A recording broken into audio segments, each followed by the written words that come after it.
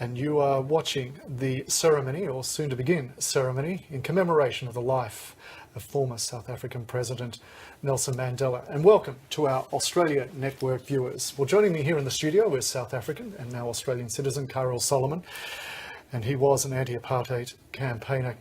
Carol, just while that package was on, that report was on, we're talking about something interesting, where your friends and family have been saying, we get it that there's been so much interest in South Africa about Nelson Mandela, and has been for many years, but why the world, you were asking? Why are South Africans intrigued by that? Because you have to understand that for many, many, many years, we understood that South Africa survived because of international support. And that South Africans believed that the boycotts and the sanctions and the disadvancement only came in when South Africans started making South Africa ungovernable. Had we not thrown our lives into jails or got ourselves killed or got to go overseas, the rest of the world were quite happy with apartheid ticking over, making billions and billions of dollars for the international community.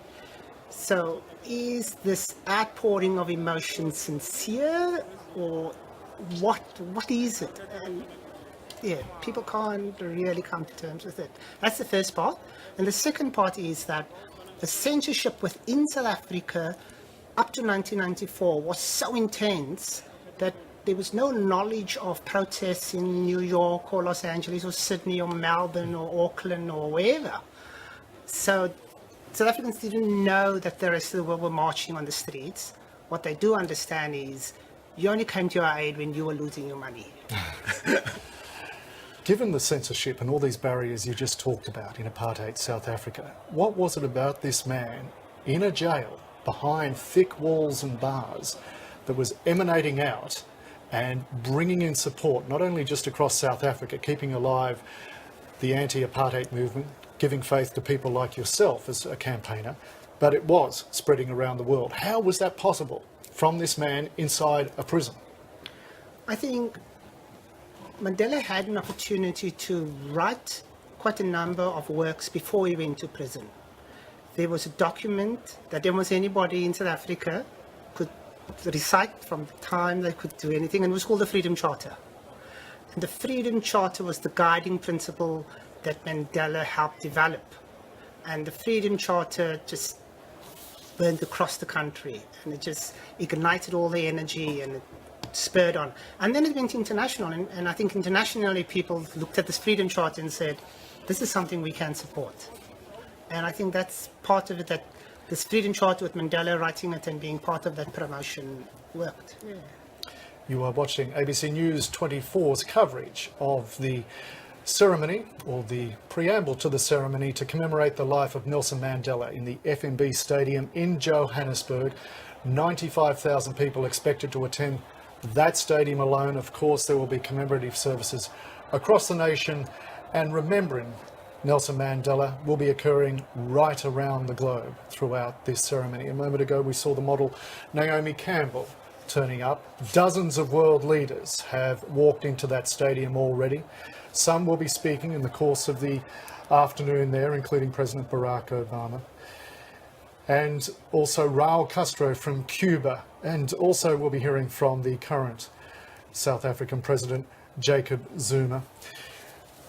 So it was meant to get underway about 5 minutes ago. I've been told by my guest here in the studio, Carol Solomon, that this will be operating, as most things do, on South African time. So it will begin, in effect, when it begins, Carol informs me. Carol, we were talking before about what Nelson Mandela said at his inauguration in 1994 as South Africa's first black president. Another thing he told his nation: we pledge ourselves to liberate all our people from the continuing bondage of poverty, deprivation, suffering, gender and other discrimination. How much of that has been achieved? In other words, what is the South Africa that he has left like today? Okay. And I could ask this question quite often, because people would argue that there's more poverty today than there was 30 years ago. Let me answer it this way, to say that there were no statistics in the 70s and the 80s and the 90s about the poverty of blacks in South Africa. So there cannot be any comparison for starters. The second thing what people have to remember is that apartheid was a crime against humanity. Apartheid was a crime against 30 million blacks every day. Every day I got up as a black South African, I couldn't go to the job I wanted to. I couldn't go to the bus I wanted to travel on, or the train, or the sports field. So for every day of a black person's life under apartheid, you were criminalized by a system of apartheid. In 1994, that moved on. Because we've had such an enormous amount of freedom, you've had millions, and not just people looking for work, but millions of refugees coming into the country. The borders are open. South Africa feels an obligation to accept countries that are now seeking our assistance. So you have refugees coming across.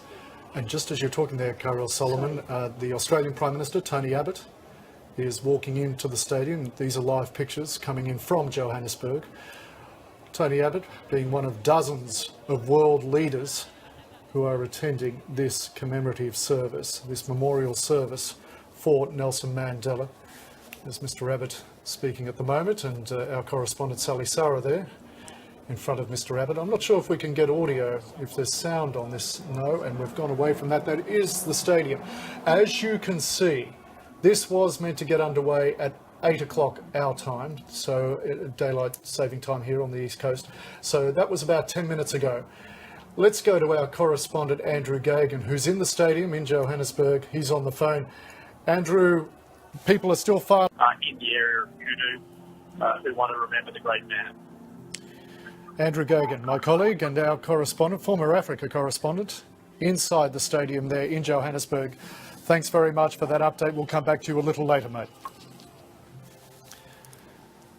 And joining me here in the studio is Carol Solomon. And Carol is a South African, now Australian citizen. Just before I was speaking to Andrew there, we were talking about the political emancipation, to use Mandela's words from 1994, the political emancipation that took place in 1994 in the few years leading up to and thereafter. What about the economic emancipation when there are still so many South Africans living in poverty and living in disappointment that their stakes have not improved? Oh, I will be the first to say that we can do better. I'm also the first to say that there's 5 million refugees living in South Africa that South Africa has to accommodate. I'll be the first to say that there's an election next year, and I feel that there will be change because of the disappointment. I find when I go back home, people's disappointment has become more vocal. The disappointment of coalescing into community groups, and people are going to their parliamentarians and saying, it's time, showed us what you promised. I look forward to talking more with you about the future, of South Africa. But here's some pictures coming in from the present, from inside the stadium. And if you're just joining us, we are waiting for the start of the memorial service for Nelson Mandela inside the FNB Stadium in Johannesburg. Voices are already raised in there, however, voices in song, in celebration and commemoration. Let's have a little listen to the vocalists.